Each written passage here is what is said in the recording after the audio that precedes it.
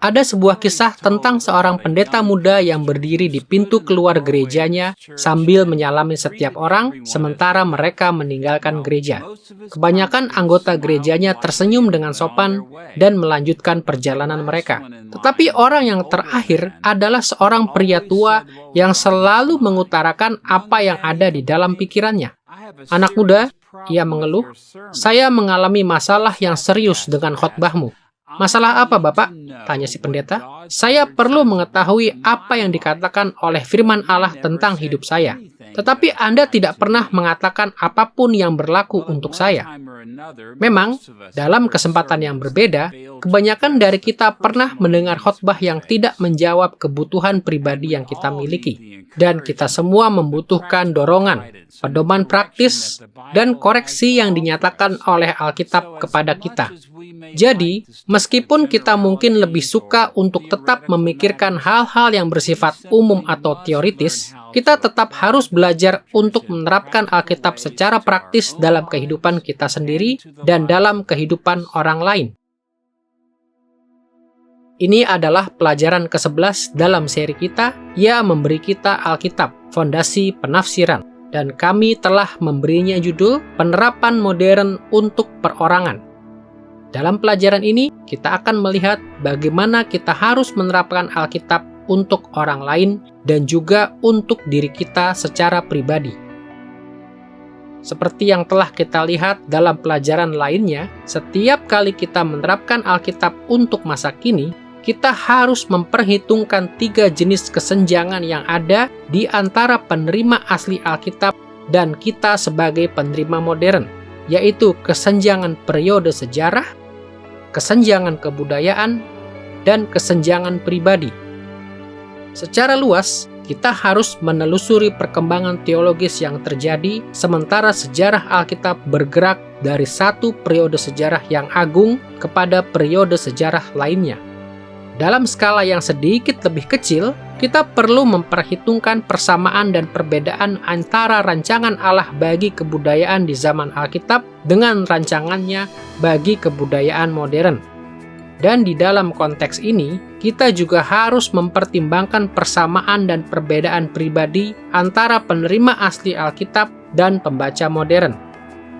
Dalam pelajaran ini, kita terutama akan melihat dimensi terakhir dari penerapan modern ini dengan membahas bagaimana Alkitab harus mempengaruhi konsep, perilaku, dan emosi dari setiap individu pada masa kini.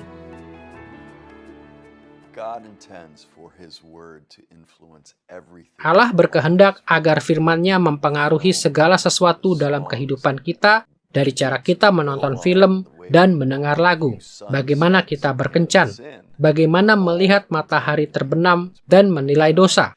Semuanya itu seharusnya dipengaruhi oleh bagaimana Allah telah menyatakan diri-Nya kepada kita.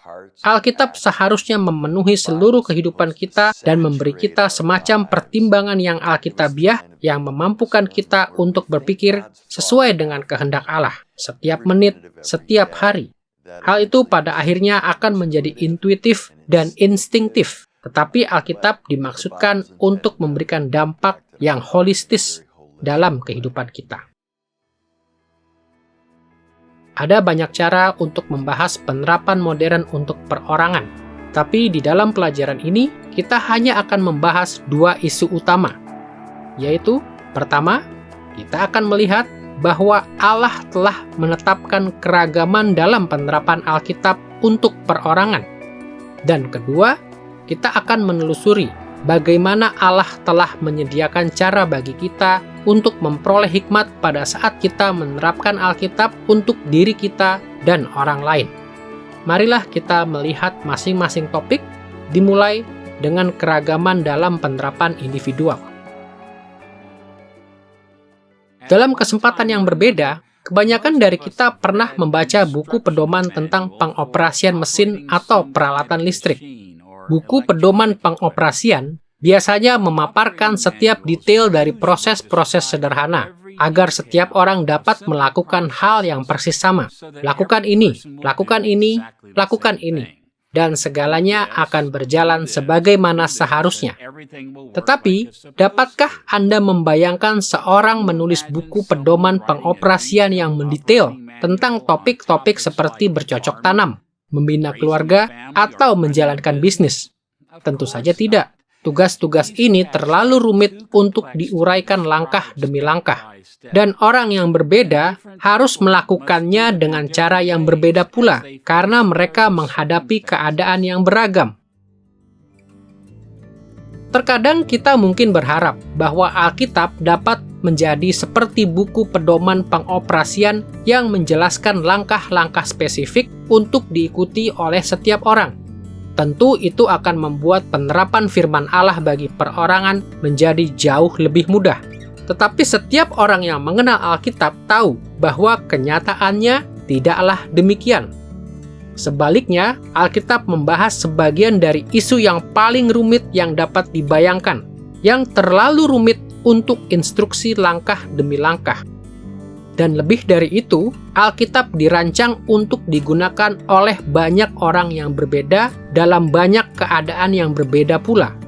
Karena semua alasan ini, Alkitab ditulis untuk diterapkan bagi perorangan dengan berbagai cara. Untuk dapat mengerti keragaman penerapan untuk perorangan ini, pertama, kita perlu memperhatikan keragaman di dalam perintah Alkitab itu sendiri. Dan kedua, kita akan melihat mengapa perintah yang berbeda ini harus diterapkan dengan berbagai cara untuk orang-orang yang berbeda dan keadaan yang berbeda. Mari kita perhatikan terlebih dahulu keragaman di dalam perintah Alkitab. Seperti telah kami jelaskan tadi, tidak seperti buku pedoman langkah demi langkah, buku-buku tentang bercocok tanam, keluarga, bisnis, dan semacamnya biasanya menawarkan banyak perintah yang beragam yang berkisar dari perintah yang luas cakupannya sampai kepada perintah yang spesifik. Biasanya buku-buku jenis ini menyebutkan sedikit prinsip universal yang harus dipatuhi oleh semua orang dalam segala keadaan. Buku-buku semacam itu memberikan beberapa pedoman umum yang berlaku untuk sebagian besar situasi. Selebihnya, buku-buku tersebut sering menyediakan berbagai macam instruksi untuk menangani situasi yang agak spesifik yang mungkin muncul dari waktu ke waktu. Akhirnya, buku-buku jenis ini sering memasukkan studi kasus yang menggambarkan contoh keberhasilan dan contoh kegagalan. Dalam banyak hal, Alkitab mencerminkan ruang lingkup yang sama dari keragaman di dalam instruksinya. Alkitab menyediakan beberapa prinsip universal untuk diikuti oleh semua orang di segala waktu. Pedoman-pedoman umum bagi banyak orang dalam banyak keadaan. Perintah-perintah spesifik untuk orang dan situasi yang spesifik. Dan contoh-contoh tentang orang-orang yang berhasil atau gagal dalam menjalankan perintah Alkitab.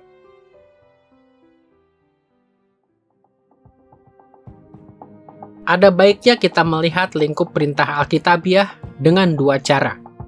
Pertama, kita akan melihat bagaimana jenis-jenis perintah ini muncul dalam Perjanjian Lama. Dan kemudian kita akan mempertimbangkan bagaimana lingkup perintah ini juga muncul dalam Perjanjian Baru. Marilah kita mulai dengan Perjanjian Lama. Meskipun hal itu tidak realistis, pembaca modern sering memiliki kesan bahwa Allah menuntut setiap orang Israel untuk menghafalkan semua hukum dan ajaran Alkitab dari Kejadian sampai Maleakhi, dan kemudian siap untuk melaksanakan perintah ini dalam sekejap. Tetapi daftar peraturan dalam Perjanjian Lama terlalu panjang untuk diingat semuanya oleh siapapun, apalagi ditaati semuanya. Dan untuk menghadapi tantangan ini, para rabi Israel berusaha memahami prioritas dari perintah-perintah dalam Perjanjian Lama. Perintah mana yang harus diingat oleh setiap orang dalam setiap situasi? Perintah mana yang perlu dilaksanakan dalam banyak bidang kehidupan, tetapi tidak untuk semua bidang kehidupan? Perintah mana yang sedemikian spesifik, sehingga hanya perlu diingat sewaktu-waktu? Sebagian rabi memiliki pandangan ini, dan yang lainnya memiliki pandangan yang berbeda. Tetapi mereka semua tahu bahwa mereka perlu menentukan prioritas. Di dalam Matius pasal 22 ayat 36, usaha untuk memprioritaskan ajaran perjanjian lama membuat seorang ahli Taurat menanyakan pertanyaan ini kepada Yesus. Guru, hukum manakah yang terutama dalam Taurat? Yesus menjawab di dalam ayat 37-40 berikut. Kasihilah Tuhan Allahmu dengan segenap hatimu, dan dengan segenap jiwamu, dan dengan segenap akal budimu. Itulah hukum yang terutama dan yang pertama. Dan hukum yang kedua yang sama dengan itu ialah, kasihilah sesamamu manusia seperti dirimu sendiri. Pada kedua hukum inilah tergantung seluruh hukum Taurat dan kitab para nabi. Dalam peristiwa yang terkenal ini, Yesus menyampaikan pandangannya yang berotoritas tentang semua perintah dalam Alkitab kepada para pengikutnya. Ia menyatakan perintah, kasihilah Tuhan Allahmu dari Ulangan pasal 6 ayat 5 sebagai hukum yang tertinggi.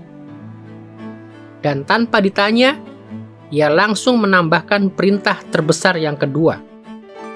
Kasihilah sesamamu manusia seperti dirimu sendiri. Dari Imamat pasal 19 ayat 18. Menurut pandangan ini, kedua perintah itu memiliki prioritas melampaui semua perintah Alkitab lainnya. Tentu saja Allah sendiri dan umat manusia sebagai gambar Allah sangat penting dalam Alkitab.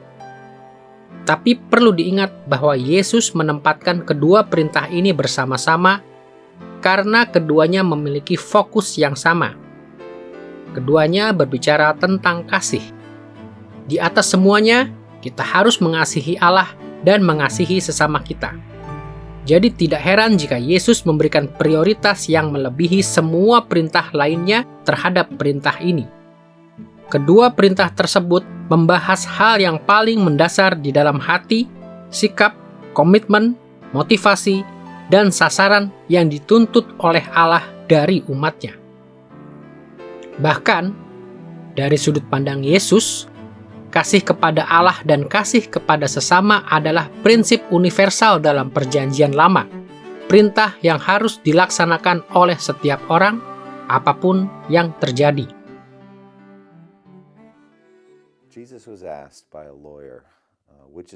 Yesus ditanya oleh seorang ahli Taurat, hukum manakah yang terutama di dalam Alkitab?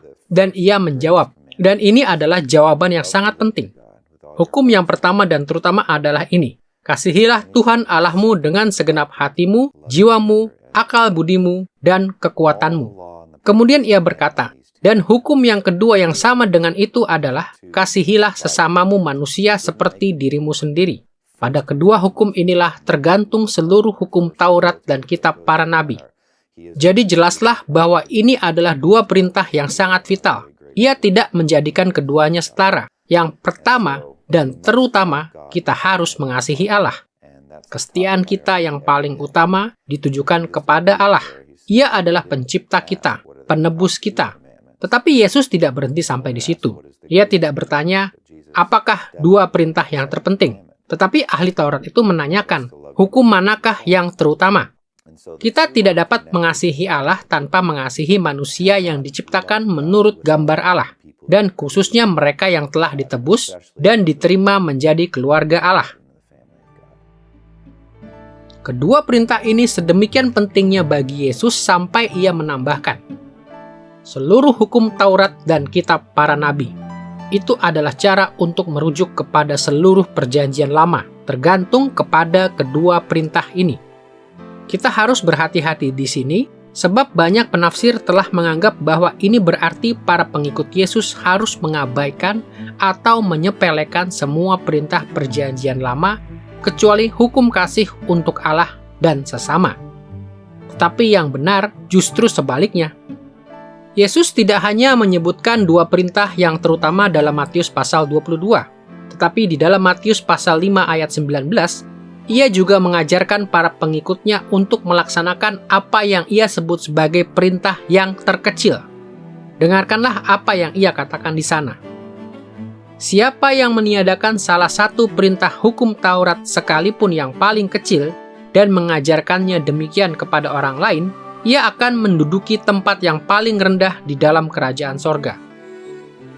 Ayat ini dan bagian lainnya menjelaskan bahwa para pengikut Yesus harus melakukan semua perintah yang ada, dari yang paling kecil sampai ke yang paling besar.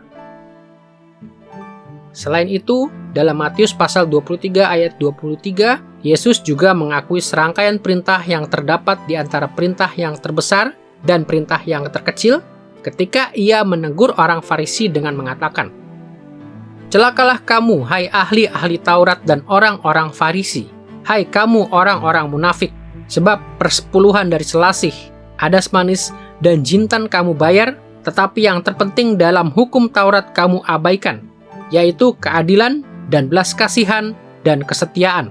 Yang satu harus dilakukan dan yang lain jangan diabaikan."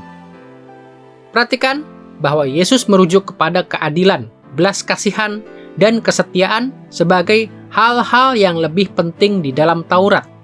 Dan ia mengkontraskannya dengan hal-hal yang kurang utama tentang mempersembahkan persepuluhan dari rempah-rempah yang Anda miliki. Sekali lagi, ia menunjukkan bahwa para pengikutnya harus melaksanakan semua perintah perjanjian lama, tetapi mereka tetap harus mengikuti prioritas yang benar. Ada baiknya jika kita membayangkan pandangan Yesus tentang perintah Allah dalam perjanjian lama sebagai sebuah hiasan gantung. Di puncak hiasan gantung itu, terdapat prinsip universal, yaitu kedua perintah yang terutama. Kasihilah Tuhan Allahmu, dan kasihilah sesamamu manusia seperti dirimu sendiri. Kita diberitahu bahwa seluruh hukum Taurat dan kitab para nabi tergantung pada kedua hukum itu. Kemudian di bawahnya tergantung prinsip-prinsip tambahan yang menunjukkan bagaimana perintah yang terutama itu harus dijalankan. Ini mencakup banyak pedoman umum yang ditemukan di dalam perjanjian lama, seperti 10 perintah Allah, dan prinsip-prinsip seperti keadilan, belas kasihan, dan kesetiaan. Di bawah prinsip-prinsip yang luas ini tergantung perintah-perintah yang terkecil. Perintah-perintah ini merupakan instruksi yang relatif spesifik dalam perjanjian lama yang menunjukkan bagaimana orang yang berbeda dalam keadaan tertentu harus melaksanakan perintah yang lebih utama. Misalnya perintah tentang ibadah di dalam imamat, petunjuk di dalam kitab Mazmur, dan banyak perintah yang ditemukan di dalam kitab hikmat seperti Ayub dan Amsal, dan kitab-kitab nabi seperti Yesaya dan Yehezkiel. Kemudian di dasar hiasan gantung itu, terdapat banyak contoh historis yang sering muncul dalam narasi perjanjian lama, di dalam Mazmur, dan juga di dalam kitab hikmat. Bagian-bagian Alkitab ini berfokus pada bagaimana orang-orang yang spesifik entah menaati atau tidak menaati perintah Allah dalam situasi mereka yang spesifik. Susunan hierarkis ini menolong kita untuk mengerti banyak faset tentang bagaimana Yesus menginginkan para muridnya untuk menangani seluruh lingkup dari perintah yang ada di dalam perjanjian lama.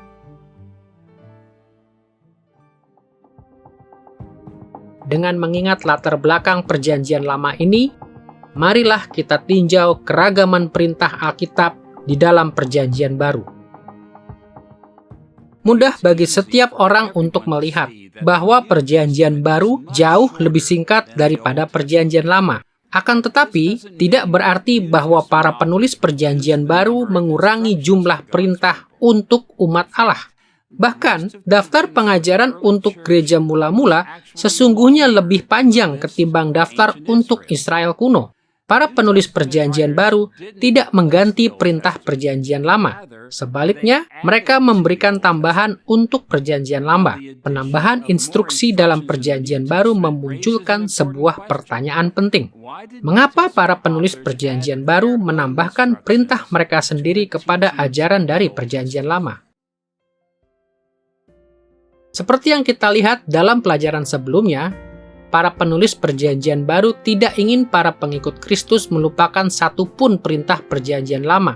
Tetapi mereka juga tidak ingin para pengikut Kristus hidup seakan-akan mereka masih berada di dalam zaman perjanjian lama. Jadi untuk menjaga agar para pendengar mereka tidak tergelincir kepada cara-cara dari masa lampau, Mereka mengajarkan kepada jemaat mula-mula cara untuk menerapkan perintah Perjanjian Lama di dalam zaman Perjanjian yang baru. Para penulis Perjanjian Baru mengakui perintah Perjanjian Lama, tetapi dengan pemahaman bahwa ketika Yesus datang untuk pertama kalinya, Ia mengadakan inaugurasi untuk kerajaan Mesianis Allah. Mereka juga menyadari bahwa perintah Perjanjian Lama harus dilihat melalui karya Roh Kudus yang menyebarkan kerajaan Allah dalam kontinuitas dari zaman Perjanjian yang baru. Dan mereka memandang Perjanjian Baru dalam konteks apa yang akan Kristus lakukan ketika Ia datang kembali dalam kemuliaan pada penyempurnaan akhir dari kerajaan Mesianis. Melalui semuanya ini, para penulis Perjanjian Baru menekankan bahwa para pengikut Kristus harus memelihara prioritas-prioritas yang ditetapkan oleh Yesus. Pertama-tama, prinsip universal tentang kasih kepada Allah dan kasih kepada sesama masih terus menjadi perintah yang terutama, seperti yang kita lihat dalam ayat-ayat seperti Lukas pasal 10 ayat 27, 1 Korintus pasal 13 ayat 13, dan 1 Yohanes pasal 4 ayat 21. Apapun yang terjadi, orang percaya pada masa Perjanjian Baru harus memberikan hati mereka untuk mengasihi Allah dan mengasihi sesama mereka. Kedua, para penulis Perjanjian Baru juga mengarahkan perhatian kepada 10 perintah Allah dan pedoman umum lainnya dalam Perjanjian Lama. Di dalam ayat-ayat seperti Matius pasal 19 ayat 18 dan Roma pasal 13 ayat 8-10. Ketiga, para penulis Perjanjian Baru memberikan perintah yang spesifik untuk orang-orang yang spesifik dan situasi yang spesifik, seperti yang kita lihat dalam 1 Korintus pasal 14 dan 2 Timotius pasal 4 ayat 1-5. Dan keempat, kita melihat banyak sekali contoh historis yang konkret tentang orang-orang yang menaati dan tidak menaati perintah Allah dalam kitab-kitab Injil dan kitab Kisah Para Rasul dan di dalam berbagai bagian Alkitab lainnya.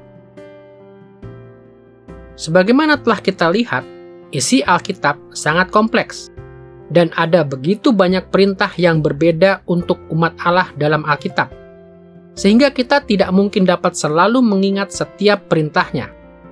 Tetapi Perjanjian Baru menolong kita untuk melihat bagaimana kita harus mengelola perintah yang beragam ini. Di satu pihak, kita perlu mempertahankan prioritas yang Yesus ajarkan kepada para murid-Nya untuk mereka taati. Jika tidak, kita dapat terhanyut di dalam detail-detail Alkitab, mirip seperti yang dilakukan oleh orang-orang Farisi pada zaman Yesus. Perintah-perintah yang spesifik itu penting ketika kita menangani isu tertentu, tetapi kita perlu memberikan jauh lebih banyak perhatian kepada hal-hal yang lebih penting. Di atas segalanya, kita harus berfokus pada mengasihi Allah dan sesama. Setiap saat, setiap hari, kita harus dimotivasi dan dipimpin oleh kedua perintah yang terutama ini. Kedua, selain prioritas-prioritas ini, kita perlu ingat bahwa dengan caranya masing-masing, setiap perintah Alkitab relevan untuk setiap pengikut Kristus. Saat kita menghadapi pilihan-pilihan yang berbeda, kita tidak saja harus memutuskan berdasarkan prinsip-prinsip umum Alkitab, tetapi juga dari banyak pedoman umum, perintah spesifik yang mendetail, dan contoh-contoh konkret yang kita temukan di dalam Alkitab saat kita berusaha untuk melayani Allah dengan setia.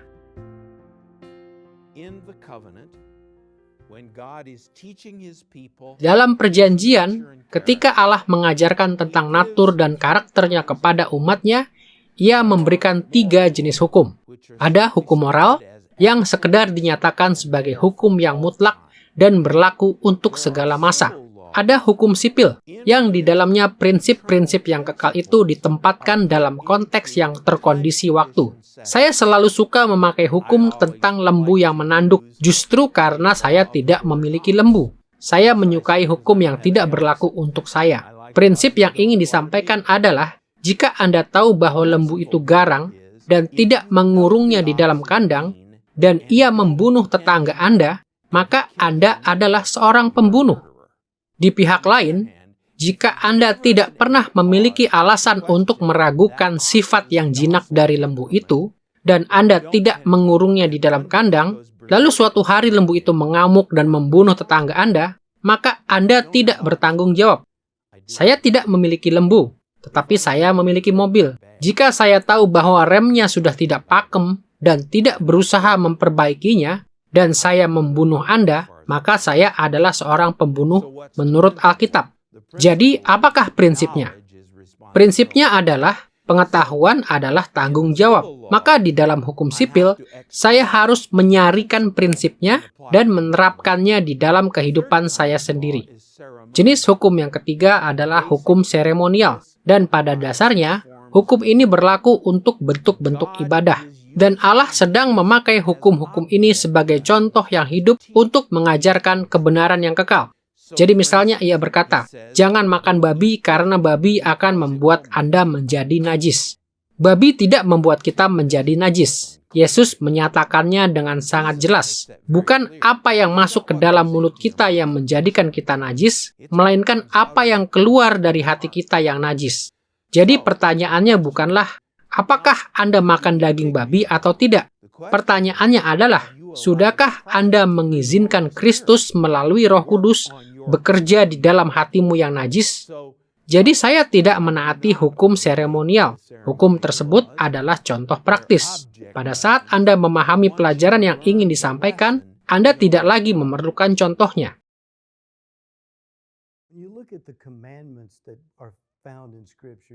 Ketika Anda melihat perintah-perintah yang terdapat di dalam Alkitab, Anda mulai menyadari bahwa ada banyak sekali perintah yang diberikan karena beragam alasan. Jika Anda memperhatikan sidang di Yerusalem yang terdapat dalam Kisah Para Rasul pasal 15, ketika muncul pertanyaan, apakah yang harus dilakukan oleh bangsa bukan Yahudi berkaitan dengan perjanjian Musa? Para pemimpin gereja Israel cukup jelas. Mereka berkata, kami tidak akan membebani mereka dengan suatu kuk yang tidak dapat dipikul oleh kami sendiri. Tetapi kami menegaskan hal ini. Jauhilah. Dan kemudian mereka memberikan daftarnya. Penyembahan berhala, kecemaran seksual, atau makan daging yang telah dipersembahkan kepada berhala, atau minum darah. Semuanya ini berkaitan dengan semacam kepercayaan inti yang menyangkut inti dari tuntutan Allah kepada kita secara moral. Jadi bahkan di dalam Alkitab, kita melihat cara untuk memperlakukan perintah-perintah Allah secara berbeda. Sebab, di dalam perjanjian Israel, terdapat satu jenis perintah, tetapi semua perintah perjanjian itu tidak sampai kepada inti dari pertimbangan moral tentang kehidupan kita yang sungguh-sungguh diinginkan oleh Allah. Dan akhirnya, Yesus sendiri ketika didekati dengan pertanyaan, dua hukum manakah yang merupakan hukum yang terutama? Bahkan Yesus berkata bahwa jika engkau ingin merangkumkan semuanya, maka hasilnya adalah ini. Kasihilah Tuhan Allahmu dengan segenap hatimu, jiwamu, akal budimu, dan kekuatanmu. Dan yang kedua, yang sama dengan itu adalah kasihilah sesamamu manusia seperti dirimu sendiri. Sesudah melihat bagaimana keragaman dalam penerapan Alkitab untuk perorangan berkaitan dengan keragaman perintah Alkitab, mari kini kita beralih kepada faktor kedua yang menghasilkan keragaman dalam penerapan, yaitu orang-orang yang berbeda serta situasi yang berbeda yang terlibat di dalamnya. Kita akan mulai dengan mengulangi sesuatu yang kita lihat dalam pelajaran sebelumnya. Ingatlah bahwa Allah telah selalu memimpin umatnya kepada keragaman kultural dengan menyatakan kehendaknya melalui Alkitab dan melalui wahyu umum, yaitu penyingkapan tentang dirinya dan kehendaknya di dalam diri manusia dan di dalam keadaan.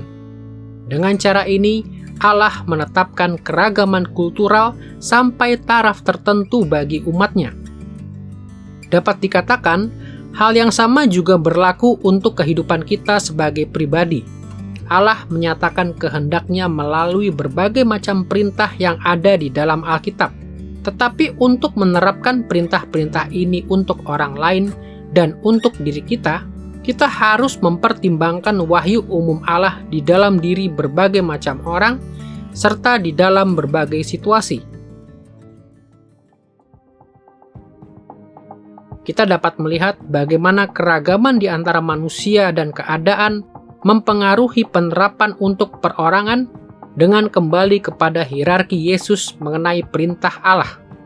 Untuk menyederhanakannya, kita akan membagi keempat kategori perintah tersebut menjadi perintah Alkitab yang lebih tinggi atau lebih umum, dan perintah Alkitab yang lebih rendah atau lebih spesifik. Marilah kita mulai dengan perintah Alkitab yang lebih tinggi. Perintah Alkitab yang lebih tinggi mencakup baik prinsip-prinsip universal maupun pedoman-pedoman umum. Sebagaimana telah kita lihat, jenis perintah ini memiliki prioritas yang mengatasi perintah lainnya, karena dapat diterapkan secara lebih luas. Tetapi meskipun demikian, perintah-perintah ini tetap harus diterapkan dengan cara-cara yang berbeda berdasarkan wahyu umum Allah. Di satu sisi, untuk menerapkan prinsip-prinsip Alkitab yang lebih tinggi, kita harus menilai karakteristik-karakteristik dari orang-orang yang terlibat. Kita harus mempertimbangkan hal-hal seperti kondisi spiritual, status sosial, kemampuan, usia, dan gender. Pengetahuan tentang hal-hal ini dan karakteristik lainnya menolong kita untuk memahami bagaimana prinsip Alkitab yang lebih tinggi harus berdampak terhadap konsep, kelakuan, dan emosi dari orang yang sedang dibicarakan. Bayangkan saya memasuki sebuah ruangan dan mengajukan dua pertanyaan kepada teman-teman saya.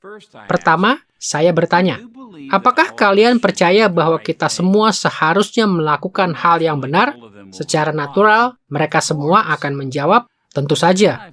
Tetapi kemudian saya melanjutkan dengan pertanyaan kedua. Baiklah, lalu apa yang akan kalian lakukan secara pribadi ketika kalian meninggalkan ruangan ini pada hari ini? Kita tentu tidak akan terkejut saat mendapati bahwa setiap orang akan melakukan hal yang benar, tetapi dengan cara yang berbeda. Saya akan pulang untuk mengurus anak-anak saya. Seseorang lain mungkin menjawab, saya akan pergi ke toko untuk membeli makanan. Justru, kita akan sangat terkejut jika mereka semua mengatakan bahwa mereka akan melakukan hal yang benar dengan cara yang persis sama, dan tidak sulit untuk memahami alasannya. Perintah umum seperti lakukan hal yang benar harus diterapkan untuk orang yang berbeda dan dalam keadaan yang berbeda dengan berbagai cara. Kita telah melihat bahwa prinsip universal kasihilah sesamamu seperti dirimu sendiri dalam Imamat pasal 19 ayat 15 adalah perintah yang berlaku untuk setiap orang dalam segala keadaan. Tetapi kita juga tahu bahwa Allah tidak mengharapkan semua orang untuk melaksanakan perintah ini dengan cara yang persis sama. Orang dewasa mungkin menyatakan kasih dengan cara tertentu, sementara seorang anak kecil mungkin menyatakan kasih dengan cara lainnya.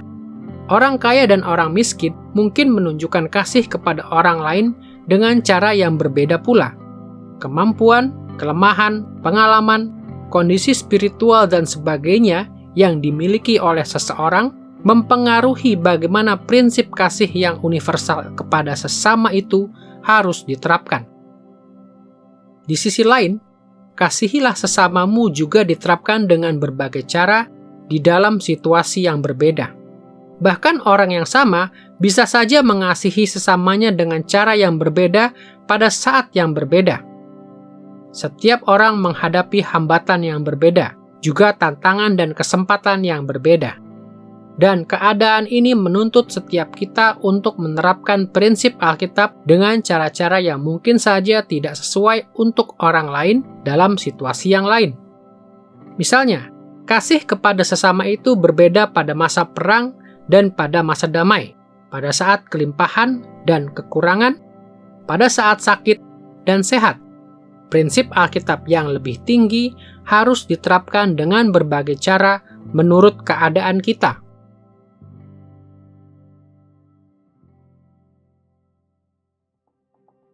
Sesudah melihat bagaimana keragaman di dalam diri manusia dan di dalam situasi menuntut kita untuk menerapkan perintah Alkitab yang lebih tinggi dengan banyak cara yang berbeda, marilah kita beralih kepada elemen yang lebih rendah di dalam hierarki Yesus tentang perintah Alkitab. Untuk tujuan kita, perintah yang lebih rendah mencakup perintah-perintah Alkitab yang spesifik serta contoh-contoh historis yang konkret yang menolong kita untuk menerapkan Alkitab untuk diri kita dan orang lain. Sama halnya dengan perintah yang lebih tinggi, perintah yang lebih rendah diterapkan secara berbeda tergantung pada keragaman orang dan keadaan yang terlibat. Sebagai contoh, bayangkan perintah spesifik seperti bangunlah rumah yang aman untuk keluargamu. Orang yang tinggal di iklim yang dingin akan membangun rumah yang berbeda dengan orang yang tinggal di iklim yang panas. Rumah di daerah yang rawan angin topan akan memerlukan elemen struktural yang berbeda dengan rumah di wilayah yang rawan gempa. Prinsip yang lebih tinggi di sini ialah orang harus menjaga agar keluarganya tetap aman.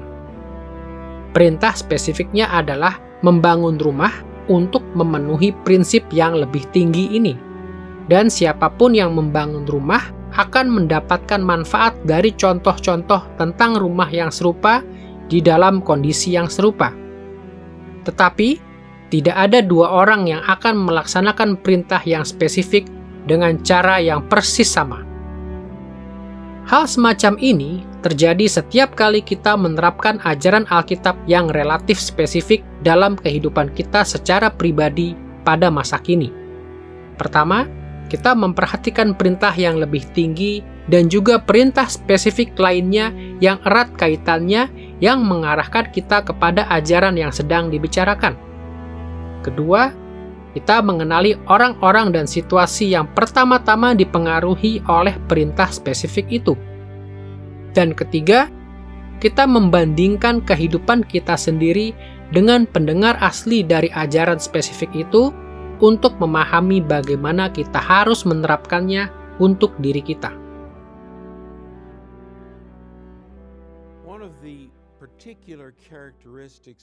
Salah satu karakteristik yang spesifik dari Alkitab adalah Alkitab ditulis untuk orang-orang yang spesifik di tempat yang spesifik pada waktu yang spesifik.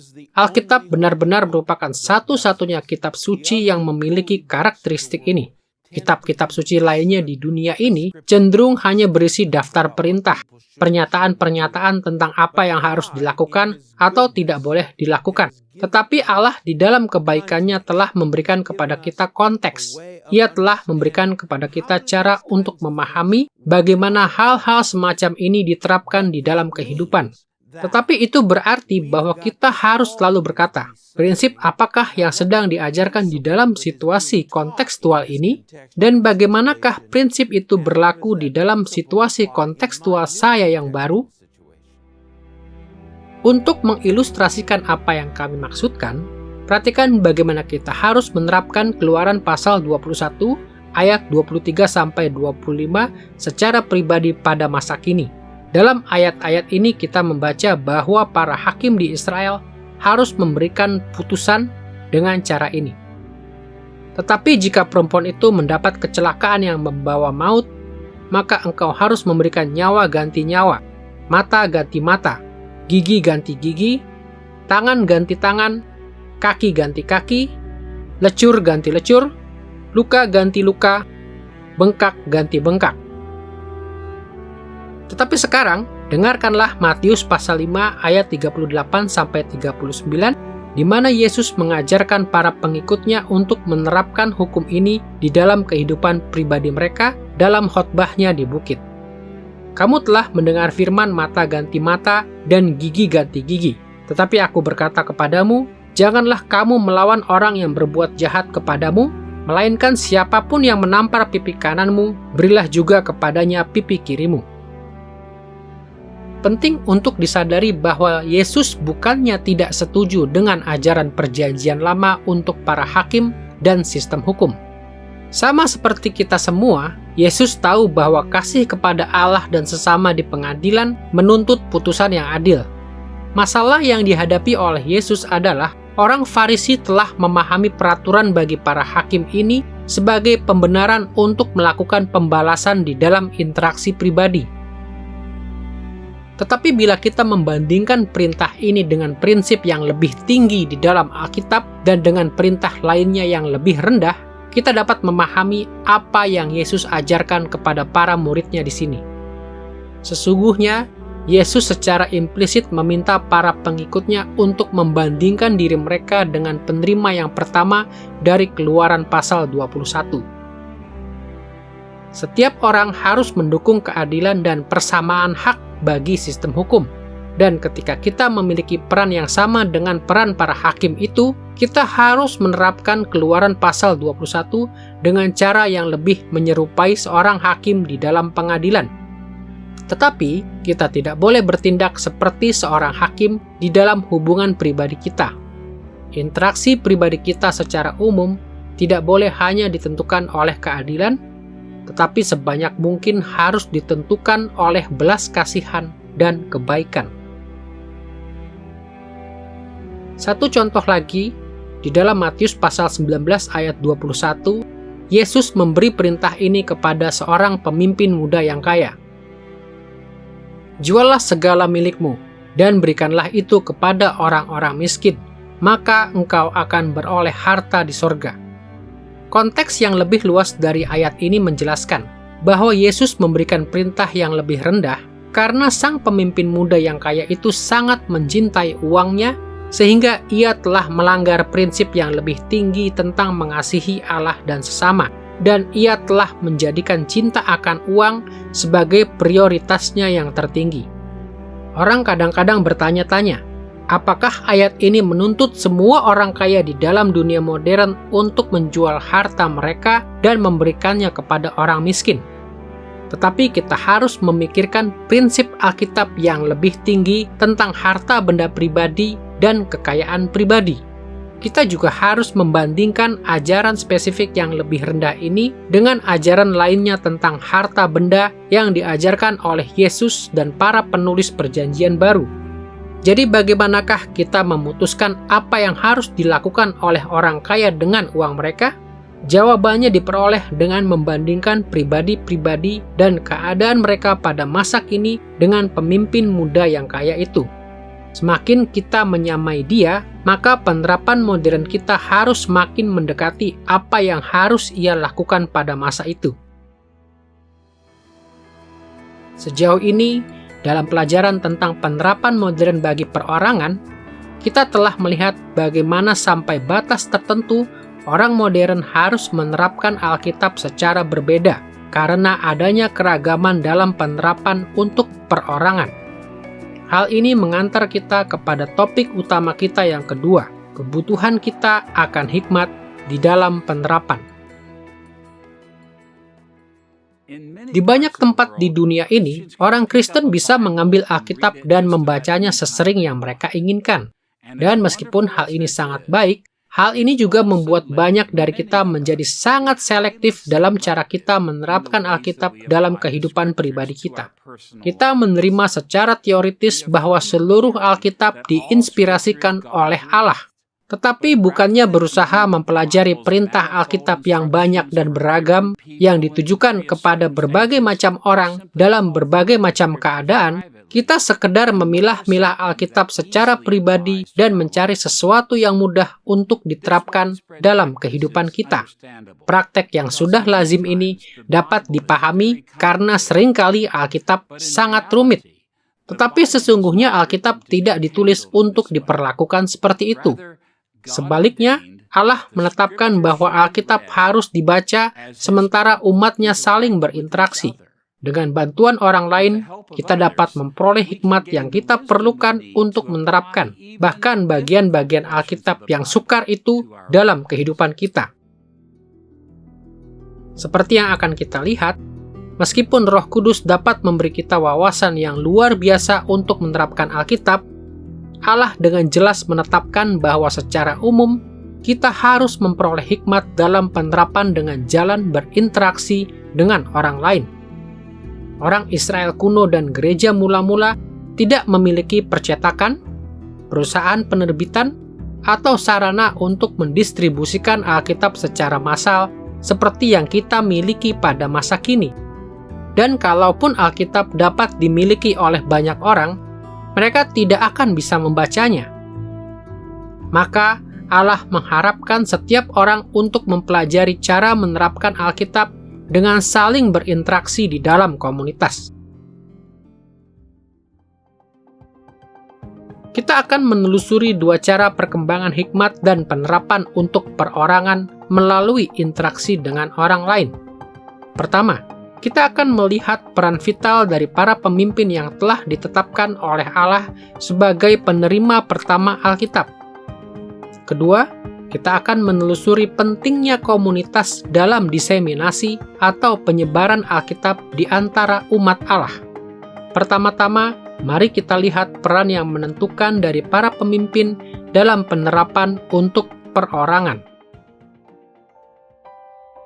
Meskipun kaum Injili umumnya menganggap Alkitab sebagai kitab yang dirancang untuk orang percaya secara perorangan, beberapa petunjuk menyatakan bahwa para penulis Alkitab menulis dengan perspektif yang berbeda.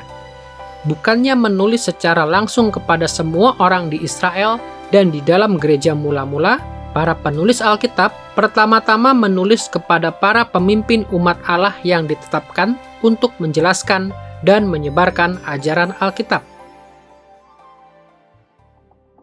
Pertama-tama kita akan melihat bagaimana Alkitab terutama ditujukan kepada para pemimpin dalam Perjanjian Lama, dan kemudian juga bagaimana hal ini terjadi di dalam Perjanjian Baru. Marilah kita mulai dengan Perjanjian Lama. Dalam Perjanjian Lama, biasanya hanya para imam, orang Lewi, nabi, orang berhikmat, hakim, raja, dan bangsawan lain yang dapat membaca dan mempelajari Alkitab secara langsung. Karenanya, para penulis Perjanjian Lama terutama berbicara kepada para pemimpin Israel. Kita dapat melihat bukti dari hal ini setidaknya pada 3 hal. Pertama, ada beberapa rujukan eksplisit kepada para pemimpin Israel sebagai penerima primer dari kitab-kitab Perjanjian Lama. Sebagai contoh, ayat-ayat seperti Ulangan pasal 31 ayat 9 dan 2 Raja-Raja pasal 22 ayat 8-10 menunjukkan bahwa Taurat Musa disimpan di bawah pengawasan para imam Lewi.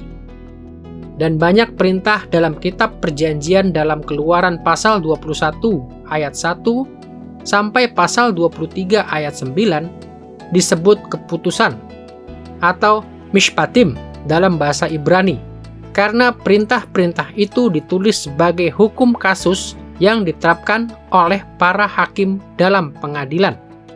Dan dalam ayat-ayat seperti Amsal pasal 1 ayat 1 dan pasal 25 ayat 1, tulisan yang memberikan informasi pendahuluan menunjukkan kepada kita bahwa Amsal dikumpulkan oleh orang-orang berhikmat yang berkedudukan tinggi dan para bangsawan untuk dipakai di dalam sidang kerajaan di Yudea. Hal-hal ini dan banyak rujukan lainnya menunjukkan bahwa kitab-kitab Perjanjian Lama pertama-tama ditulis untuk ditujukan kepada para pemimpin Israel. Kedua, isi kitab-kitab Perjanjian Lama juga memperlihatkan bahwa semuanya itu ditulis terutama untuk para pemimpin Israel.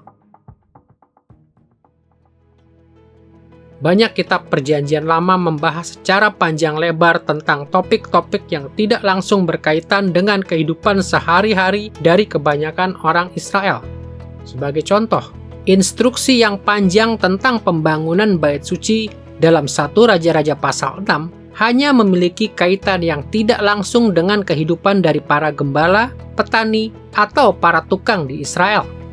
Dengan cara yang hampir sama, renungan dalam kitab Pengkhotbah tentang kesia-siaan dalam mengejar kekayaan, kenikmatan, kemasyhuran, dan semacamnya itu jauh dari tantangan yang dihadapi oleh mayoritas yang sangat luas dari para pria dan para wanita di Israel. Ketimbang memberikan perintah yang berbicara secara langsung kepada kebutuhan dan tantangan yang dihadapi oleh setiap pribadi di Israel, sebagian besar isi kitab-kitab Perjanjian Lama lebih berkaitan secara langsung dengan kebutuhan dan tantangan yang dihadapi oleh para pemimpin Israel. Ketiga, kompleksitas dari kitab-kitab Perjanjian Lama juga menyatakan bahwa kitab-kitab itu terutama dirancang untuk para pemimpin di Israel yang terpelajar, berpengalaman, dan bijaksana. Yang pasti, banyak bagian dalam Perjanjian Lama cukup sederhana untuk dipahami bahkan oleh anak-anak. Tetapi setiap orang yang mengenal Perjanjian Lama tahu bahwa kerumitan dari banyak kitab Perjanjian Lama menantang bahkan pembaca yang paling ahli. Sebagai satu contoh, kitab-kitab kenabian seperti Yesaya dan Yeremia disusun dengan sangat rumit sehingga orang Israel biasa akan menganggap kitab-kitab itu membingungkan. Secara keseluruhan, jelaslah bahwa kitab-kitab Perjanjian Lama tidak ditulis untuk mengajar setiap individu di Israel secara langsung, tetapi terutama untuk mengajar para pemimpin bangsa itu. Dapat dikatakan, sama seperti para pemimpin Israel adalah pembaca pertama dari para penulis Perjanjian Lama, para penulis Perjanjian Baru juga merancang kitab-kitab mereka bagi para pemimpin di dalam gereja, seperti para rasul, nabi, penginjil, gembala sidang, guru, penatua, diaken, dan para pemimpin lainnya. Pertama-tama, sebagian kitab Perjanjian Baru secara eksplisit merujuk kepada para pemimpin jemaat sebagai penerima primer mereka. Sebagai contoh, 1 dan 2 Timotius ditujukan kepada Timotius, anak Paulus di dalam iman. Dan kitab Titus ditujukan kepada anak didik Paulus yaitu Titus. Kedua orang ini menjadi pemimpin yang berpengaruh dalam gereja mula-mula.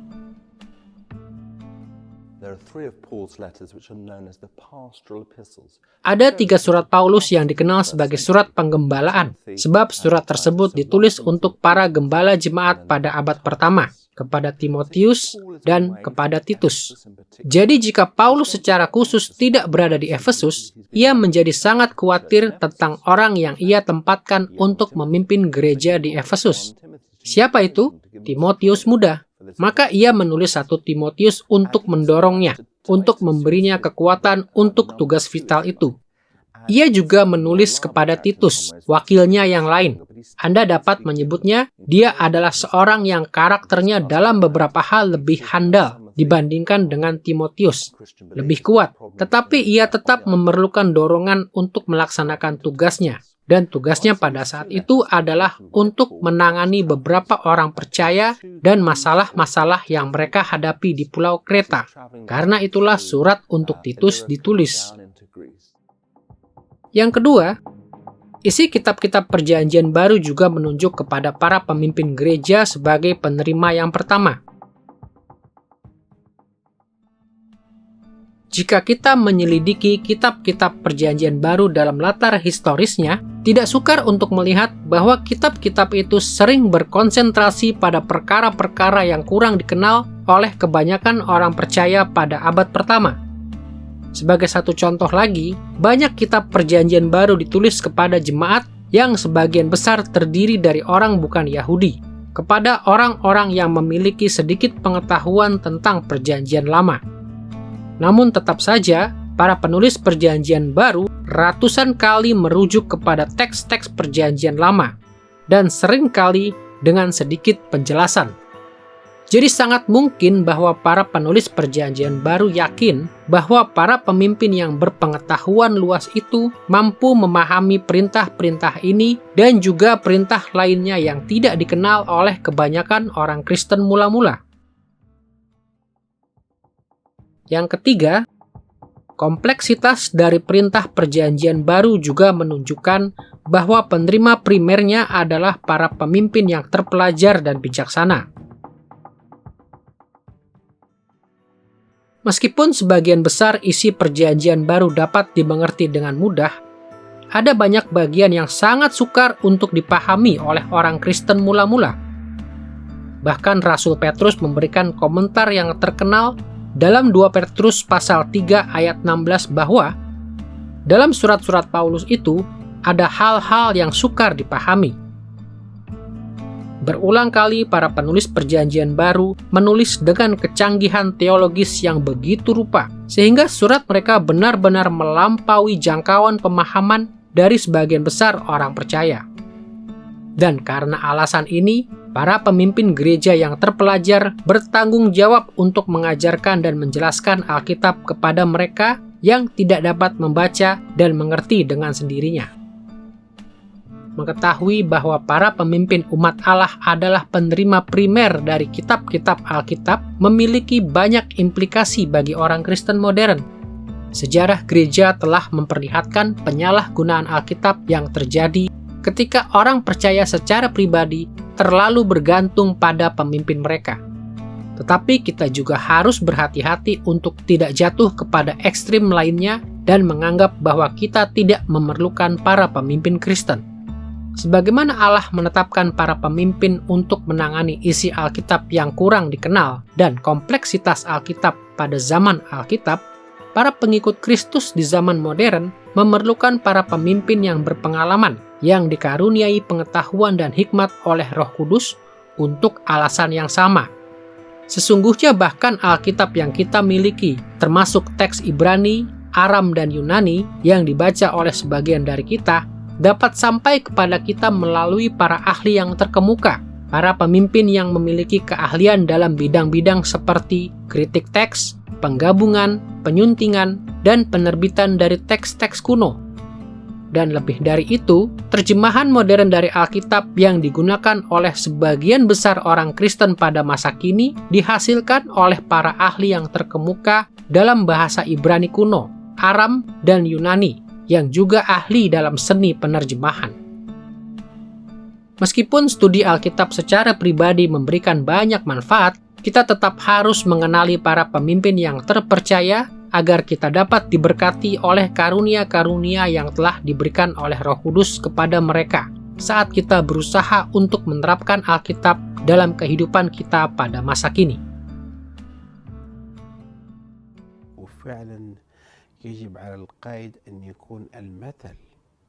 Para pemimpin sungguh-sungguh harus memberikan teladan dalam segala hal, dalam kasih, dalam kebenaran, dalam doa, dan tentu saja dalam pengajaran dan doktrin. Ia harus menjadi teladan dalam pertumbuhan. Karena alasan ini, Rasul Paulus berfokus pada Timotius dan menasihati dia untuk tidak terintimidasi di dalam hidupnya oleh siapapun, karena ia masih muda. Namun Paulus memberitahu Timotius untuk menjadi teladan bagi orang lain. Ini sangat penting dalam kehidupan seorang pemimpin.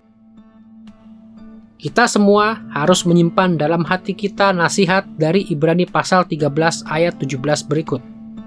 Taatilah pemimpin-pemimpinmu dan tunduklah kepada mereka, sebab mereka berjaga-jaga atas jiwamu, sebagai orang-orang yang harus bertanggung jawab atasnya.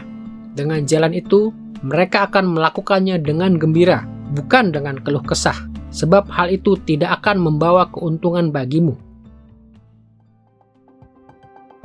Sesudah melihat bahwa mengembangkan hikmat dalam penerapan mencakup interaksi dengan para pemimpin yang telah Allah tetapkan, marilah kini kita beralih kepada isu yang kedua, pentingnya komunitas dalam penyebaran dan penerapan ajaran Alkitab. Orang biasa di Israel dan di dalam gereja mula-mula tidak memiliki akses langsung kepada Alkitab. Jadi bagaimanakah mereka dapat menerapkan Alkitab dalam kehidupan mereka? Singkatnya, para penulis Alkitab menulis dengan harapan bahwa para pemimpin akan meluaskan atau menyebarkan Alkitab agar umat Allah dapat menerapkannya secara bersama-sama di dalam komunitas. Kita akan melihat pentingnya komunitas dalam penerapan pribadi Alkitab. Pertama-tama dengan melihat bagaimana Alkitab dibagikan oleh komunitas umat Allah dalam Perjanjian Lama. Kemudian kita akan menelusuri bagaimana Alkitab disebarkan dalam Perjanjian Baru. Mari kita mulai dengan Perjanjian Lama. Bila menyangkut Perjanjian Lama, kita tahu bahwa banyak narasi, hukum, Amsal, Mazmur, ucapan kenabian dan sebagainya disebarkan secara lisan sebelum dikumpulkan dalam kitab-kitab Alkitab. Tetapi dalam pelajaran ini, kita lebih tertarik kepada bagaimana catatan tertulis dari ajaran ini tersebar kepada orang-orang di luar para pemimpin yang pertama kali membacanya. Ada banyak petunjuk yang menolong kita untuk memahami bagaimana isi kitab-kitab Perjanjian Lama didistribusikan dalam komunitas Israel yang lebih luas. Misalnya, dalam Ulangan pasal 31 ayat 9-29, Musa pertama kali memberikan Taurat Allah kepada para imam Lewi. Kemudian Musa memberikan instruksi kepada para imam Lewi untuk membacakan Taurat selama Hari Raya Pondok Daun, supaya para pria, wanita, anak-anak dapat mendengar dan mempelajari Taurat. Sebagai tambahan, Allah juga memerintahkan Musa untuk menuliskan berkat dan kutuk dari Taurat menjadi lagu, supaya umat dapat menyanyikannya sebagai kesaksian yang tetap akan kehendak Allah bagi mereka. Di luar bagian tersebut, ayat-ayat seperti Ulangan pasal 17 ayat 8-13 menunjukkan bahwa orang Lewi dan para hakim dalam pengadilan Israel menerapkan Taurat Allah kepada umat itu dan mengajarkan kepada rakyat secara umum tentang implikasi dari Taurat. Dan 1 Raja-Raja pasal 3 ayat 16-28 mendemonstrasikan praktek serupa dalam sidang kerajaan. 2 Raja-Raja pasal 23 ayat 1-3 menunjukkan bahwa pada saat pembaharuan perjanjian, sang raja membacakan Alkitab dengan bersuara kepada umat itu dan mengatur implementasi dari Taurat. Ezra pasal 10 ayat 16 memperlihatkan bahwa para tua-tua dari suku-suku Israel menerapkan firman Allah untuk kehidupan orang-orang yang mereka layani. Orang tua diperintahkan untuk mengajar anak-anak mereka tentang peraturan Paskah dalam Keluaran pasal 12 ayat 27. Bahkan, perintah Musa dalam Ulangan pasal 6 ayat 6-9 memperlihatkan bahwa Taurat harus diajarkan kepada anak-anak pada setiap kesempatan. Dan tentu saja, pada saat perintah Alkitab disampaikan kepada penduduk Israel secara umum, para anggota komunitas itu saling memberikan dorongan untuk mengikuti apa yang mereka ketahui tentang ajaran Alkitab. Perjanjian Lama juga menekankan bahwa orang harus menyimpan firman Allah di dalam hati mereka. Karena alasan ini, banyak bagian Perjanjian Lama tampaknya dirancang untuk dihafalkan. Narasi singkat, 10 perintah Allah, Mazmur dan Amsal, termasuk juga banyak perkataan nubuat, lagu dan perumpamaan dihafalkan oleh komunitas Israel. Dengan cara ini, pribadi-pribadi yang setia dapat menyimpan perintah Allah dalam hati mereka dengan merenungkan firman-Nya dan bersukacita karena firman-Nya. Sebagai contoh, dengarkanlah perkataan dari Mazmur pasal 119 ayat 11-16 berikut. Dalam hatiku aku menyimpan janjimu, supaya aku jangan berdosa terhadap Engkau. Terpujilah Engkau ya Tuhan, ajarkanlah ketetapan-ketetapanmu kepadaku. Atas perintah peringatan-peringatanmu aku bergembira. Aku hendak merenungkan titah-titahmu dan mengamat-amati jalan-jalanmu. Aku akan bergemar dalam ketetapan-ketetapanmu. Firman-Mu tidak akan kulupakan. Dalam ayat-ayat ini, pemazmur menjelaskan apa artinya menyimpan firman Allah dalam hatinya. Ia bergembira karena ia mengikuti perintah peringatan-peringatan Allah. Ia merenungkan titah-titah Allah dalam hatinya dan bergemar dalam ketetapan-ketetapan Allah saat ia berusaha untuk menerapkannya dalam kehidupan pribadinya.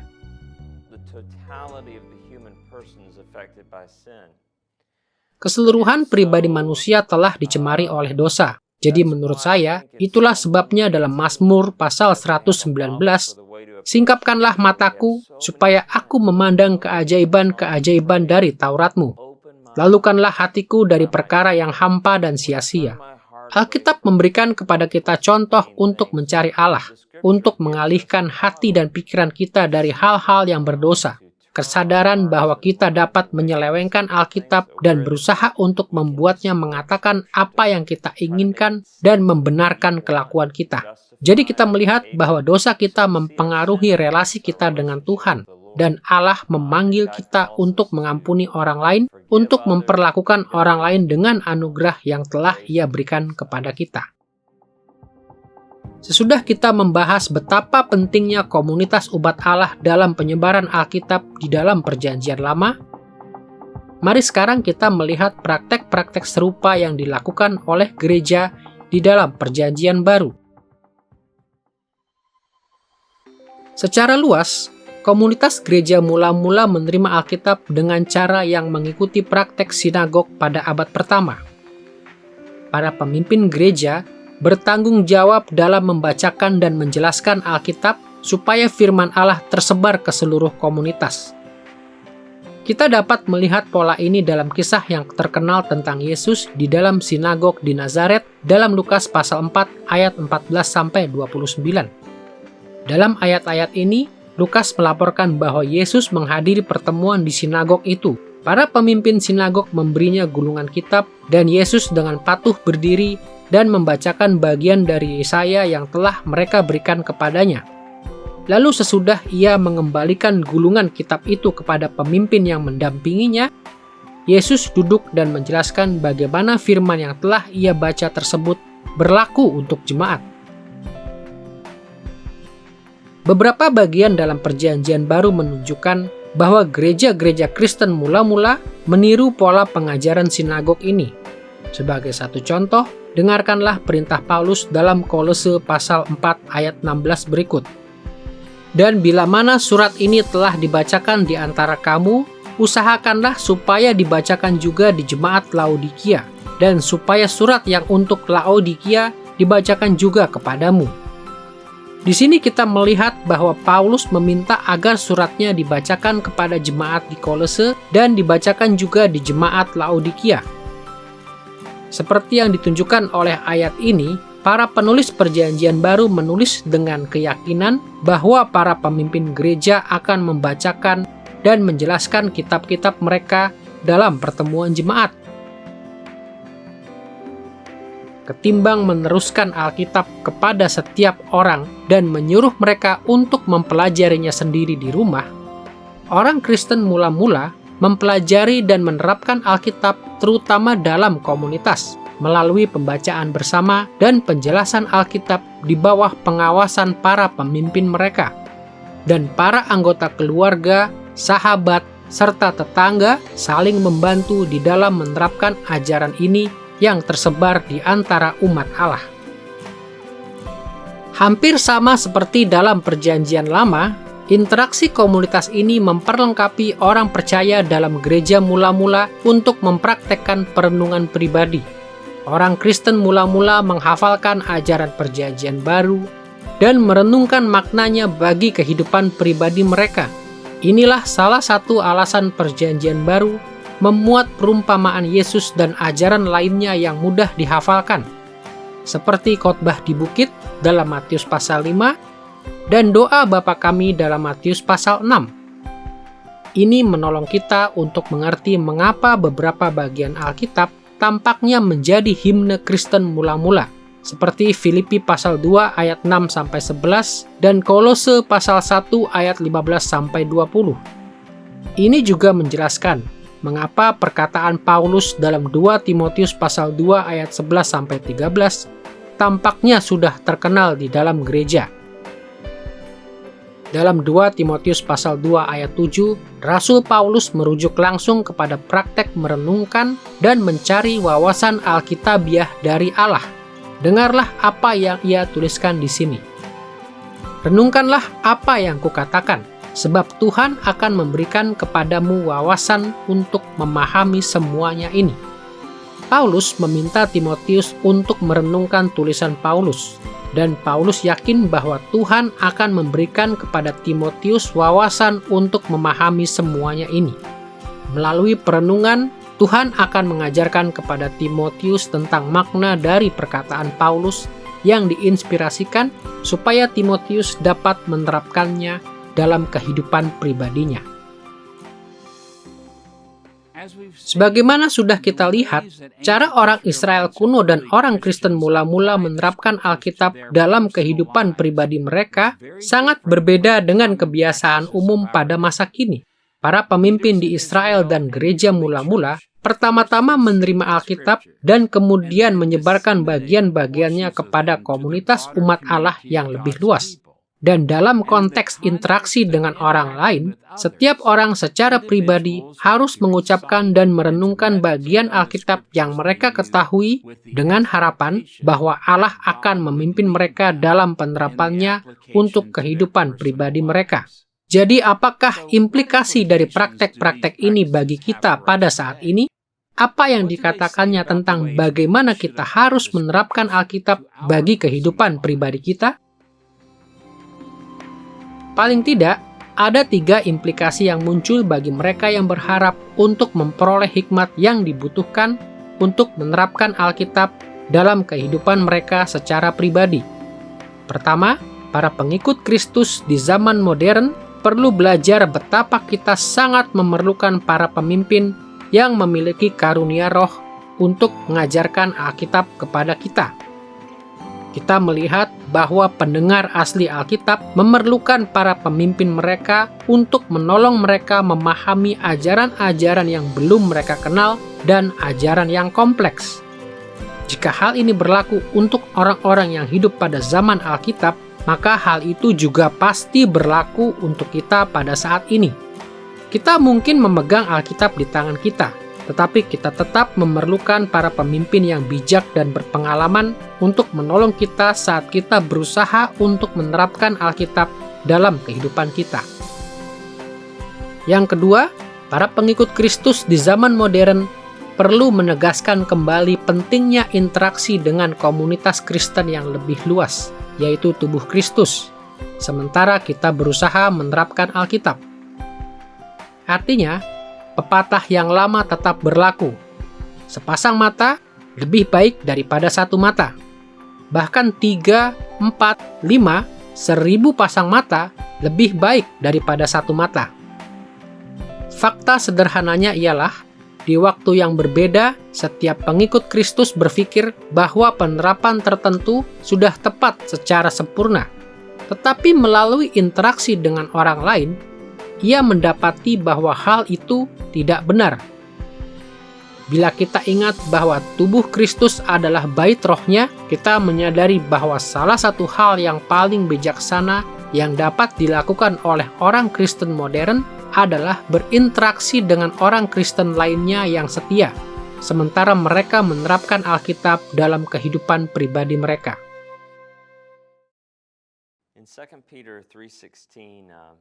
Dalam 2 Petrus pasal 3 ayat 16, Rasul Petrus berbicara tentang surat-surat Paulus. Ia berkata tentang Paulus demikian, hal itu dibuatnya dalam semua suratnya apabila ia berbicara tentang perkara-perkara ini. Dalam surat-suratnya itu ada hal-hal yang sukar difahami, sehingga orang-orang yang tidak memahaminya dan yang tidak teguh imannya memutarbalikannya menjadi kebinasaan mereka sendiri. Salah satu hal yang saya sukai dari ayat ini adalah, ayat ini mengingatkan kepada kita bahwa ada beberapa hal di dalam Alkitab yang sulit untuk dimengerti. Dan bukankah hal itu baik untuk mengingatkan kepada kita bahwa kita memerlukan tubuh Kristus di sepanjang Perjanjian Baru, karena ada pengharapan implisit maupun eksplisit yang akan kita himpun bersama dengan orang-orang percaya lainnya. Salah satu karunia yang Allah berikan kepada tubuh Kristus menurut Efesus pasal 4, adalah para gembala dan para pengajar. Hal itu tidak menyangkali bahwa semua orang Kristen memiliki Roh Kudus dan dipanggil untuk membaca dan mengerti Alkitab.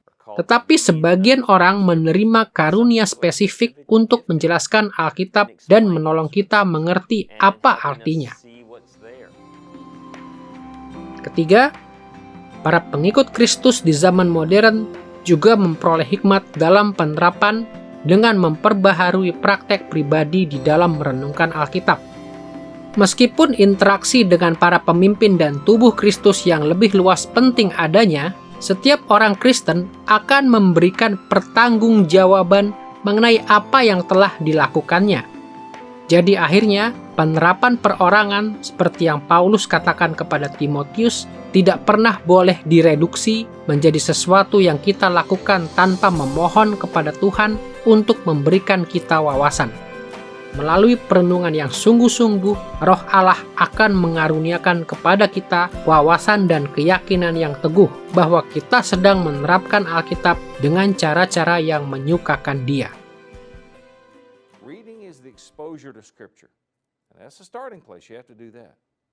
Membaca adalah membuka diri terhadap Alkitab, dan itu adalah titik awalnya. Anda harus melakukannya. Tetapi, perenungan adalah penyerapan Alkitab, dan ini menolong kita untuk mengalami Allah. Melalui perenunganlah kita mengecap dan melihat bahwa Tuhan itu baik. Informasi pada halaman Alkitab menjadi pengalaman secara devosional pada saat itu bersama dengan Tuhan. Dan hal ini menghasilkan transformasi kehidupan. Dari pengalaman saya, kebanyakan orang Kristen, termasuk mereka yang paling disiplin membaca Alkitab, ternyata tidak merenungkannya. Jangan hanya membaca Alkitab, renungkanlah Alkitab. Dalam pelajaran tentang penerapan modern untuk perorangan ini, kita telah melihat dua faset tentang penerapan Alkitab untuk diri kita dan orang lain secara pribadi. Kita melihat bahwa keragaman dalam penerapan Alkitab secara pribadi harus mempertimbangkan keragaman perintah Alkitab dan keragaman orang, serta situasi yang ada di dalamnya. Dan kita juga menelusuri bagaimana hikmat dalam penerapan Alkitab bergantung pada interaksi dengan para pemimpin yang Allah tetapkan dan dengan komunitas umat Allah untuk menolong kita sementara kita merenungkan Alkitab dengan sungguh-sungguh di dalam hadirat Allah. Alkitab adalah karunia yang ajaib dari Allah. Satu-satunya kaidah iman dan kehidupan yang tidak dapat dipertanyakan bagi kita. Tidak ada standar lain yang memadai untuk membimbing konsep, kelakuan, dan emosi kita secara pribadi ketika kita melayani Allah. Alkitab dipenuhi dengan berbagai macam perintah yang kita perlukan saat kita menghadapi berbagai macam hal di dalam kehidupan. Dan Allah juga telah menyediakan bagi kita jalan hikmat yang kita perlukan untuk menghadapi keragaman di dalam Alkitab dengan memanggil kita untuk mempelajari dan menerapkan Alkitab dalam komunitas bersama. Dengan mengingat perspektif ini, kita akan lebih diperlengkapi untuk menerapkan Alkitab dalam pelayanan kita secara pribadi kepada Allah di dalam keseharian hidup kita.